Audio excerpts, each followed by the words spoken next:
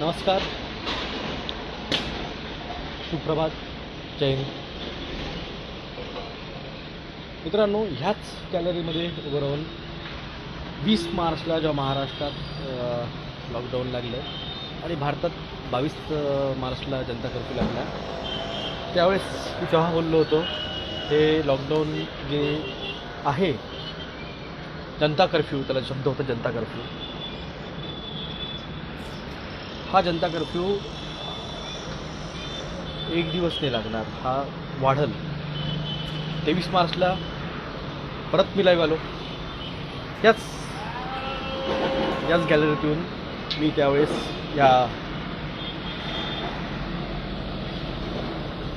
या मॉलचा, त्या मोर मॉलचा मी व्हिडिओ टाकला होता. लोक किती गर्दी करायला लागले होते, या चौक दाखवला होता मी, लोक किती पॅनिक झालेले आहेत. ह्याच पिरियडमध्ये मी तेव्हा सांगितलं तुम्हाला की हा लॉकडाऊन कमीत कमी जो आहे ऑगस्ट-सप्टेंबरपर्यंत जाणार. मग सांगितलं सप्टेंबरनंतर परत एक लॉकडाऊन लागेल, तो लॉकडाऊन कमीत कमी मार्चपर्यंत जाईल. त्यावेळेस मला खूप लोकांनी नावं ठेवली, खूप लोकांनी पोस्टवर येऊन व्हिडिओ पण दिल्या, मूर्खात काढलं. आणि आजची गोष्ट सांगतो तुम्हाला. मी 26 तारखेला परत बोललो की एक लॉकडाऊन जे आहे हा वाढू शकतो, सेकंड वेव ही येऊ शकते. तर आज ब्रॉडकास्टला परत येण्याचं आणि मराठीमध्ये बोलायचं कारण एवढंच. माझ्या कॅबिनमध्ये आलो मी आता, ॲक्च्युली मित्राच्या कॅबिनमध्ये होतो मी आधी. आत्ता बोलायचं कारण हेच, बारामतीमध्ये कालपासून लॉकडाऊन, जनता कर्फ्यू लागलेला आहे. मंगळवेढ्याला लागलेला आहे, लातूरमध्ये काही भागात लागलेला आहे, सांगलीमध्ये लागणार आहे मे बी आज किंवा उद्यापासून. तर मित्रांनो, मैम मैं आपसे बिल्कुल बात करूँगा, मैं सिर्फ महाराष्ट्र के लोगों के बोलना चाह रहा हूँ. महाराष्ट्र में लॉकडाउन लग रहा है,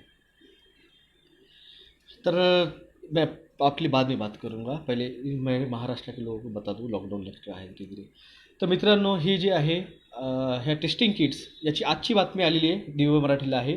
तुम्ही घरी तुमच्या दिव्य मराठी आला असेल तर चेक करा. हैदराबादच्या एका कंपनीला भारतीय सरकारने 50 करोड रुपयाचा जे आहे कॉन्ट्रॅक्ट तो दिलेला आहे RT-PCR टेस्ट करण्यासाठी भारतामध्ये. पण तुम्ही लक्षात घ्या, RT-PCR टेस्टची जी टेस्टिंग किटची परमिशन आहे ती 2017-18मध्ये दिल्या गेलेली आहे. म्हणजे जे कोरोना आज आपण 2019मध्ये आला होता वुहानमधून, 3 डिसेंबरला पहिली केस सापडली होती कोरोनाची, ज्यावेळेस भारतामध्ये प्रोटेस्ट चालला होता NCR, NPR आणि CAच्या विरुद्ध. आणि त्यावेळेस एक माझे पत्रकार आहेत, आम्ही मुंबईला गेलो होतो. महाराष्ट्र नवनिर्माण सेनेचं पहिलं अधिवेशन होतं, झेंडा चेंज केला होता साहेबांनी. तर त्या जात असताना मी त्या हॉलमध्ये बसलेलो होतो. 50,000 लोक आले होते त्यावेळेस, अंदाजे 50 ते 60,000 असतील मे बी. तिथं मी आमचे मित्र, एक खलिफा भाऊ म्हणून पत्रकार आहेत आमचे पैठणच्या टीम जी होती माझी महाराष्ट्र निर्माण सेनेची, पैठणचा सचिव आहे महाराष्ट्र निर्माण सेनेचा. त्या टीममध्ये असताना जे पत्रकार होते मी त्यांना तिथं बोललो होतो, जर विचार करा इथे कोरोनाचा पेशंट आला आणि तो एक प्रकारे बॉम्ब शेल टाईप सगळा तो पसरला. इक्बाल बुजारा साहेब नमस्कार, तर काय होईल. आणि नंतर आता त्यांनी मला मागच्या आठवड्यात आमचं बोलणं परत झालं खलिफा भाऊंचं. आत्ता मेसेज आला त्याचा व्हॉट्सअपला, त्यांनी टाकले, वृत्त टाइम्स जायकवाडीचे पत्रकार आहेत, त्यांनी मेसेज टाकला आत्ता. तर त्या ठिकाणी करोना हा आला हा आपल्याला कळणार नाही. आणि कसा होतो आहे करोना, ते टेस्टिंग किट्समुळं कळतं आहे. माझ्या 12 वर्षाच्या प्रॅक्टिसमध्ये, स्वतःची प्रॅक्टिस आहे माझी 12 वर्षाची, त्याच्या आधी समजा कॉलेज लाईफचे माझे 4.5 वर्ष कॉलेजची, 1 वर्ष इंटर्नशिप, 5.5 वर्ष. आजपर्यंत मेडिकल हिस्ट्रीजमध्ये पोलिसांनी जाऊन पकडून डॉक्टर लोकांनी पकडून पेशंट्सला आणून दवाखान्यात ट्रीट केलेले होत नाही. हे जे चाललेलं आहे, हा जो अजेंडा आहे, हा महाराष्ट्रातल्या लोकांना कळला पाहिजे. मी आज ॲक्च्युली माझं कालचं लेटर मी एक मिनिट वाचून दाखवतो तुम्हाला. मी काल पत्र पाठवलं माननीय पंतप्रधान नरेंद्र मोदी साहेबांना, महाराष्ट्राचे मुख्यमंत्री माननीय उद्धव ठाकरे साहेब यांना. तुम्हाला पत्र वाचून दाखवतो मी, माझी फोटो कॉपी टाकलेली आहे मी. माननीय नरेंद्र मोदी साहेब, पंतप्रधान भारत सरकार, नवी दिल्ली. विषय: सरकारचे डोके ठिकाण्यावर आहे का भारत अजेंडा 21 अजेंडा 2030 लागू करत आहे. विषय लक्षात घ्या. Agenda 21 agenda 2030. मोदी साहेब 2 ऑगस्टच्या त्यांच्या UN मीटिंगमध्ये व्हिडिओ कॉन्फरन्समध्ये स्वतः सांगताय अजेंडा 2030वर भारत सरकार काम करत आहे. आम्ही अजेंडा 2030 लावत आहोत. मी खूप दिवसापासून सांगतोय अजेंडा 2030 काय आहे, अजेंडा 21 काय आहे. तुम्ही पहा, गुगल सर्च करा. माझ्या बोलण्यावर भरोसा ठेवू नका. ठीक आहे, तरी जाऊ द्या.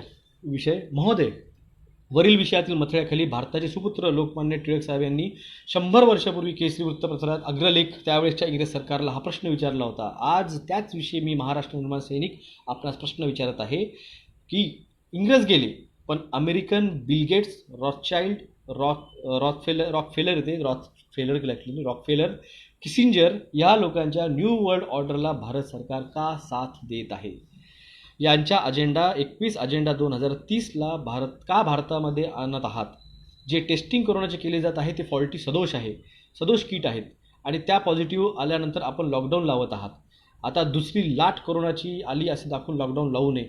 आजच्या ABP माझाची न्यूज आहे.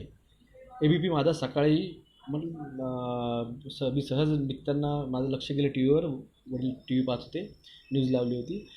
सेकंड वेव्ह, दुसरी लहर येणार आहे हे ABP माझं सांगत होतं. मी तुम्हाला बोललो, मीडिया तुम्हाला मॅनिप्युलेट करते, मीडिया तुमचं ब्रेन वॉश करते.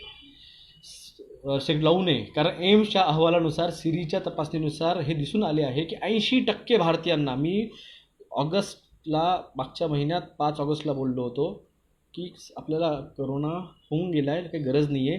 त्याच्या आधी माझ्या 27 मार्चचा व्हिडिओ आहे, मी परत पोस्ट केलेला आहे इथं. सर्दी खोकला हा आजार जो आहे तो होत असतो, येत असतो, जात असतो. आणि हा जो कोरोना आहे, हा नाव दिलेला कोरोना जो आहे बिल गेट्सनी, हा आपल्याला होऊन जाणार असेल तर नसेल तर सर्दी खोकला आहे. PCR टेस्टिंग हा व्हायरल लोड चेक करत असते. त्यावर ठीक आहे, मोठा व्हिडिओ नको. सर्दी खोकल्याच्या ज्या बिल गेट्स यांनी हे कोरोना नाव दिलेले असून तो आपल्याला होऊन गेला आहे. हर्ड इम्युनिटी भेटलेली आहे. 5G टावरच्या रेडिएशनमुळे दुष्परिणाम जे दिसत आहे ते सर्दी खोकल्यासारखे असतात, आजारासारखे आहेत. कॅन्सर देखील त्यामुळे होतो. GMO बियाण्याला आपण मंजुरी दिली, जे की कॅन्सर कारणीभूत आहे. लसीकरण आपण जे करणार आहात ते देखील कॅन्सरला कारणीभूत आहे. आपण भारताला कॅन्सरग्रस्त करण्याच्या मार्गावर जात आहोत. त्यासाठी मी आपणास 28 डिसेंबर 2018ला पत्र पाठवले होते. भारताला कॅन्सर करण्यास कारणीभूत गोष्टीला बंदी घालावी. वेळोवेळी मी आपणा स्वतः व इतर मंत्र्यांना कॅन्सर लसीकरण GMO बाबत पत्र स्पीड पोस्टने पाठवलेले आहे. व शेवटी औरंगाबाद उच्च न्यायालयात मला जनहित याचिका दाखल करावी लागली. लसीकरण न्यायालय स्थापन करण्यासाठी व धर्माच्या आधारे लसीकरणातून सूट मिळवण्यासाठी जनहित याचिका नंबर 15232/2019 डॉक्टर विलास गोवर्धन जगदाळे विरुद्ध युनियन ऑफ इंडिया मी ही दाखल केली आहे. मी एप्रिल महिन्यात औरंगाबाद विभागीय आयुक्त, माननीय जिल्हाधिकारी साहेब, विभागीय पोलीस आयुक्त साहेब यांना पत्र पाठवून कोरोनाच्या षडयंत्राची तपासणी करावी ही मागणी देखील केली. स्वर्गवासी राजूभाई दीक्षित यांचे कार्यकर्ते देखील आता आमच्यासोबत ह्या भारत बचाव आंदोलनामध्ये सहभागी होत आहेत. सन्माननीय राजसाहेब ठाकरे यांनी देखील आपणास लॉकडाऊन थांबवा, जनजीवन सुरळीत करा यावत आवाहन केलेले आहे. त्यानुसार आम्ही डॉक्टर्स सर्व तर्क व उत्तरादिशी आपणास बोलत आहोत. भारतातील अनेक डॉक्टर जसे की डॉक्टर विश्वरूप रॉय, डॉक्टर तरुण कोठारी, डॉक्टर आझाद असे अनेक डॉक्टर्स आपणास सांगत आहे लॉकडाऊन थांबवले नाही तर व गरज नसले लसीकरण थांबवले नाही तर महाराष्ट्र व भारतभर 2 ऑक्टोबर महात्मा गांधी यांच्या जयंतीच्या दिवशी असहकार आंदोलनाची चळवळ आम्ही चालू करू. याबाबत भारतातील डॉक्टर्स व सामाजिक कार्यकर्ते आपणास पुढील काही दिवसात पत्र पाठवतील. याची दखल आपण घ्यावी. इंडियन मेडिकल असोसिएशन देखील आपणास लसीबद्दल बोललेले आहे. मग सरकार बालहट्ट का करत आहे? म्हणून हे सर्व लवकरात लवकर थांबवा. भारत आर्थिक संकटातनं चाललेला आहे, त्यामुळे आपण याची दखल घ्यावी. अन्यथा आम्हाला संवैधानिकरित्या आंदोलन करावे लागेल, न्यायालयात दाद मागावी लागेल. म्हणून सरकारचे डोके ठिकाण्यावर आहे का हा प्रश्न. जी मैं अभी हिंदी में बात करूँगा. जो मेरा लेटर था मैंने महाराष्ट्र के लोगों के लिए वो फिर से एक बार पढ़ के दिखाया. एक्चुअल में मैं आपको जैसे कह रहा था 26 अगस्त को मैंने आपसे कहा था कि अब सेकंड वेव का नाटक ये मीडिया करेगी और लॉकडाउन फिर से लगेगा। लातूर में कुछ एरिया में, बारामती में, मंगलवेढ़े में लातूर कल से जनता कर्फ्यू लगा है। और रही बात सांगली की, वो आज या कल में वहाँ पे जनता कर्फ्यू लगेगा, ये मैंने एबीपी न्यूज़ के आज सुबह ये देखी है। तो अब आप समझिए, मैं आपको बता रहा हूँ सेकंड वेव जो आएगी, सेकंड वेव, ये जो आपका मास्क है, ये मास्क की वजह से आपकी जो बॉडी की जो आपकी रेजिस्टेंस पावर बहुत बात हो रही है। मैं आपको बोलता हूँ रेजिस्टेंस पावर क्या रहती है। आपकी बॉडी में जो डब्ल्यूबीसीज, जो प्लेटलेट्स, जो ल्यूफोसाइट्स, जो इओसिनोफिल काउंट्स, जो घटक रहते हैं ब्लड के, ये जो रहती है, इसकी जो ताकत रहती है, ये आपकी रेजिस्टेंस पावर दिखाती है। अगर आपकी रेजिस्टेंस पावर कम है, इसका मतलब आपकी जो ब्लड सेल्स की जो कंटेंट है ये वीक है, इसकी ताकत नहीं है बीमारी को टैकल करने की। जब डेंगू होता है तो प्लेटलेट्स काउंट कम होते हैं, जब टाइफाइड होता है तो डब्ल्यूबीसी काउंट्स जो है बढ़ जाते हैं। ऐसी बहुत सारी चीज़ें आती है, आईजीएजी, आईजीएमआर, इम्यूनोग्लोबिन जिसे कहा जाता है, वो होता है। तो बहुत सारी ब्लड्स जो है आपका मेन, जब आप ज़्यादा देर तक ऑक्सीजन का इंटेक आपका कम हो जाता है, तो आपके ब्लड की जो जहाँ से ब्लड बनता है, ब्लड का जो मेन काम रहता है हीमोग्लोबिन्स का, आपका ऑक्सीजन कैरिंग करना, उसको लेके जाना। जब वो नहीं हो पाता है तो आपकी कंटेंट कैपेसिटी ऑक्सीजन की कम हो जाती है और आपका शरीर बीमारी को एक्सपोज होने के चांसेस बढ़ते हैं। और ये वही एक कारण है कि आपके अब कोरोना का जो ये दिखा रहे हैं, जो सर्दी खांसी आपको इस चेंज ऑफ वेदर में होगी, तो होती है, वो हमेशा होती है, ऐसे पहली बार नहीं हो रहा है हिंदुस्तान में या पूरी दुनिया में कि सर्दी खांसी हो नहीं हो रही वे चेंज ऑफ वेदर में। इसे वायरल फीवर कहते हैं डॉक्टर्स। वो सेकंड, जैसे मैंने कहा है, 5G टावर्स लग रहे हैं। 5G टावर लग रहे हैं मतलब 5G टावर नए नए खड़े नहीं कर रहे हैं। जो आपका पहले से टावर है जहाँ पे 4G का ब्रॉडकास्टिंग एंटीना था, वहाँ चेंज करके उसे 5G का एंटीना लग रहा है। और वो बहुत मुश्किल नहीं रहता है, ट्रक में डाल के लाओ एंटीना, निकालो, लगाओ, 2 दिन का काम। मेरे यहाँ पे मैंने डाली है पोस्ट जुलाई महीने की, मेरे बाजू वाले टावर पे जब लग रहा था वो नया एंटीना 5G का। तो थर्ड है चीज़, टेस्टिंग जो पीसीआर टेस्टिंग और एंटीजन टेस्टिंग है, 80% लोगों को कोरोना हो के गया, ये इनके कहने के मुताबिक। अगर वो तो नॉर्मल फीवर है, और क्योंकि पीसीआर टेस्टिंग कोई कोरोना का स्पेशल नहीं है, वायरल लोड दिखाती है। के अग्रवाल, डॉक्टर के अग्रवाल, ये आईएमए के 2013 के हेड थे। उन्होंने कल उनका एक वीडियो यहाँ पे अपलोड किया हुआ है, जो मैंने शेयर भी किया है कल। पद्म भूषण आदमी है बंदा, डॉक्टर है, डॉक्टर के अग्रवाल। वो 2013 के आईएमए के हेड थे, और उन्होंने जो एचपीवी वैक्सीन का जो तब स्कैम हुआ था जिसमें लोग मरे थे, वो जो था उसमें जो कमेटी थी उसके वो मेंबर थे। और उन्होंने खुद कहा था, उन्होंने खुद ट्विटर पे कहा है, फेसबुक पे डाला था, ये जो वैक्सीन्स है ये इलीगल है, अनइथिकल है, इसे स्टॉप किया जाए। तो वो कल पीसीआर टेस्टिंग के बारे में उन्होंने वीडियो डाला है। डॉक्टर्स का जो है, मैं और एक कहूँगा, कल एक डॉक्टर है मेरे जूनियर है, उन्होंने मुझे कल बहुत कुछ, मैं नाम नहीं लेना चाहूँगा, एक पोस्ट पे उन्होंने मुझे बहुत कहा, डॉक्टर आप इस टेस्टिंग के बारे में ऐसे कैसे बात कर सकते हैं, आप तो डॉक्टर है, आप ऐसे बात नहीं कर सकते, नॉनसेंस है, डॉक्टर है आप। मैं डॉक्टर हूँ इसीलिए बात कर रहा हूँ। डॉक्टर नहीं होता था, मुझे नहीं समझता था, जैसे कॉमन लोग बैठे हैं उनकी तरह मैं भी बैठे रहता था। सर्दी खांसी आते रहती है, जाते रहती है, बीमारियाँ ये कोई बड़ी जानलेवा बीमारी नहीं है, ये सारी सर्दी खांसी की बीमारी है। इन लोगों ने उनका एजेंडा है, वो एजेंडा करने के लिए ये सब लाया है। किसिंजर्स ने इसके बारे में पहले भी कहा है। तो ये लोग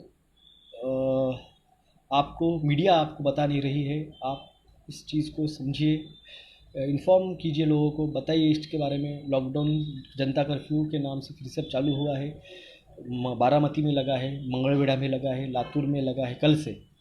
और मेरे ख्याल से, मैंने कहा था, मेरा एक्सपेक्टेड था 15 या 20 तारीख, यहाँ पे लॉकडाउन कोरोना जनता कर्फ्यू लग सकता है। क्यों? क्योंकि टेस्टिंग किट, आप समझिए, पहली जो टेस्टिंग किट आई थी वो चाइना से मंगाई गई थी, फ्रॉड निकली थी, सुप्रीम कोर्ट ने झाप दिया आईसीएमआर के डायरेक्टर को। मैंने वो ट्वीट किया है, वो जो ट्वीट है मेरा है, आप ट्विटर पे जाके देख सकते हैं। कोई कहता है कि हमने बहुत सर्च किया मिला नहीं, तो मेरी पोस्ट है, न्यूज़ है। डॉक्टर आनंद राय जो है व्यापम घोटाला जिन्होंने ढूंढ के निकाला, उन्होंने वो ट्वीट किया था, मैंने उसे रीट्वीट किया है।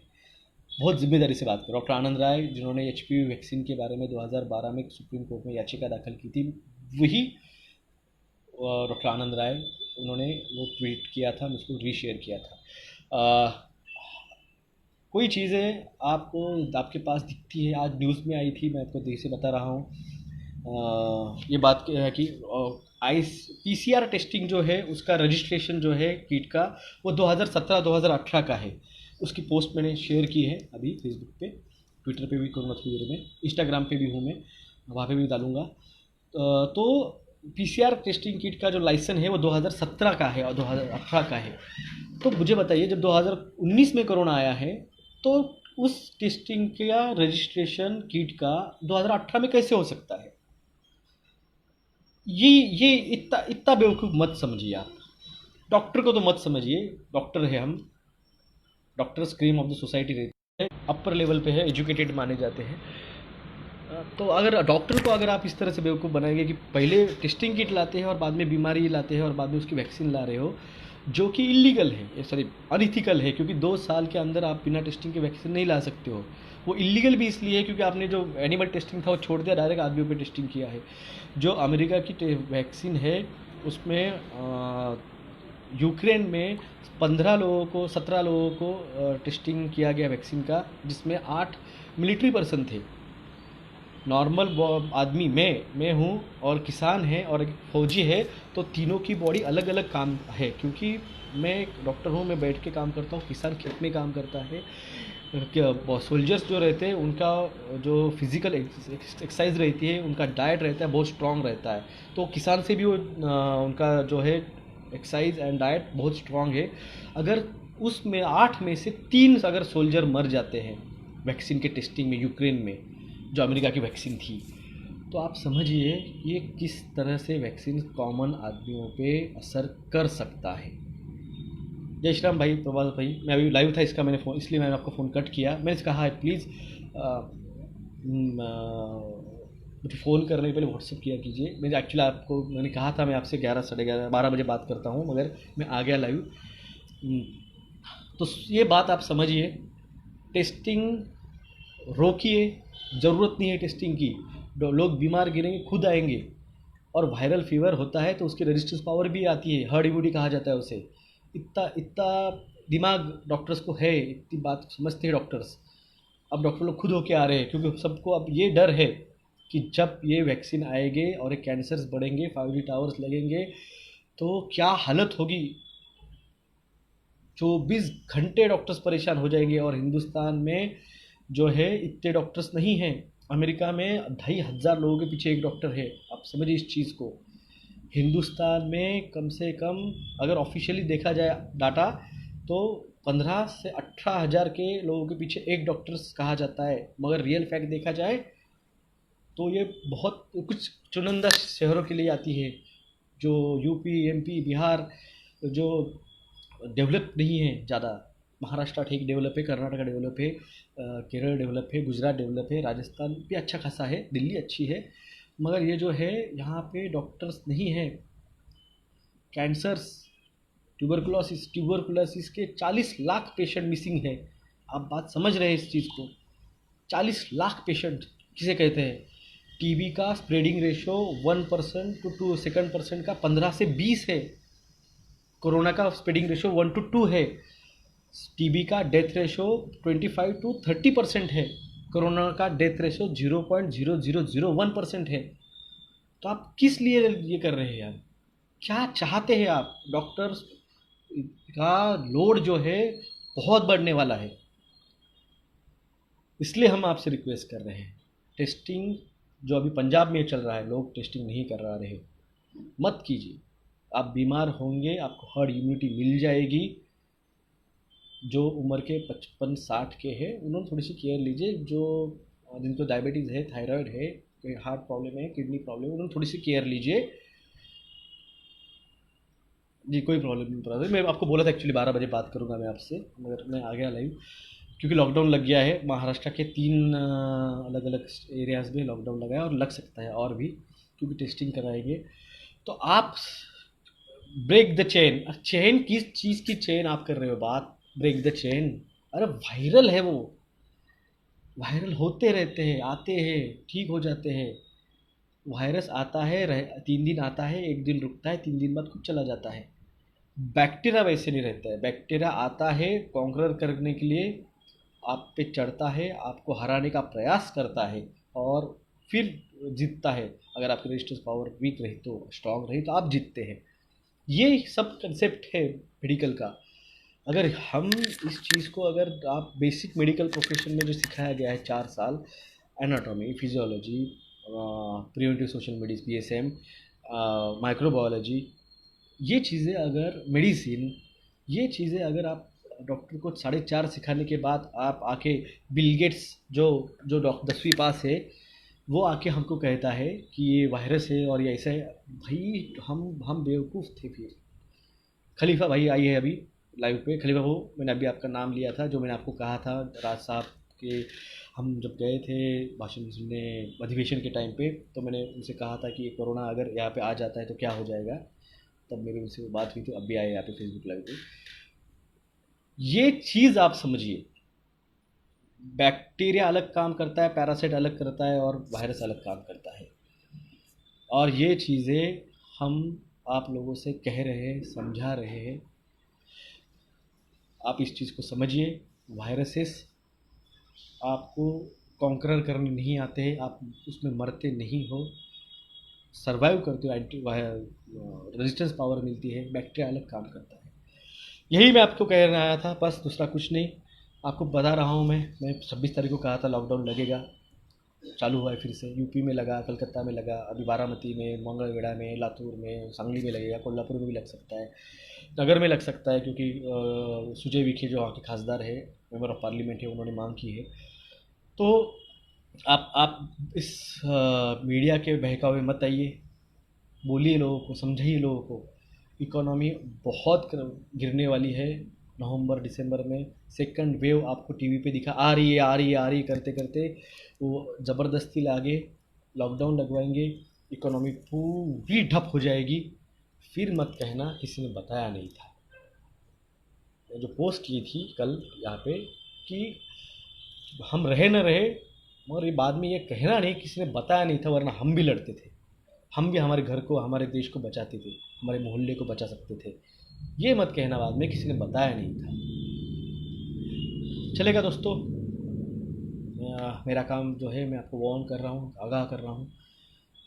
बाकी और सिंपल है, इसका बहुत सिंपल है। कोरोना कोरोना कोई बड़ी जानलेवा बीमारी नहीं है। इसकी होम्योपैथी दवा आती है, अर्सेनिक एल्बम कहा जाता है उसे, अर्सेनिक एल्बम 30, जो मेडिसिन है आपके कहीं भी मेडिकल शॉप होंगे होम्योपैथी के, कोई भी डॉक्टर होगा होम्योपैथी का, आप उनके पास से ले सकते हैं। ये सिर्फ 4 गोली दिन में 1 बार लेनी है, 3 दिन लेनी है, रोज़ सुबह ब्रश करने के पहले, और 3 हफ्ते बाद रिपीट करना है। सर जी, आपको जो मुंबई में इस चाइना के वायरस के बारे में बताया था जी, खलीफा भाऊ ने वही कहा, यही खलीफा भाऊ ने कहा है। खलीफा भाऊ को बुलाऊंगा, इनवाइट करूंगा।